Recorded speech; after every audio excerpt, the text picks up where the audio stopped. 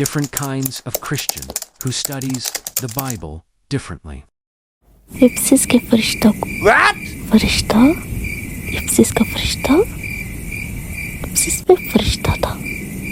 खैर मुझे क्या, चैप्टर कंप्लीट करते हैं। बस तौबा के मुआफिक फल लो।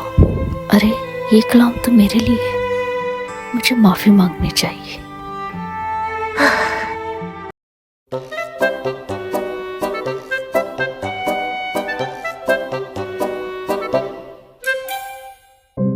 बाइबल पढ़ने के लिए इसका बैकग्राउंड जानना ज़रूरी है। बैकग्राउंड देखते हैं क्या है।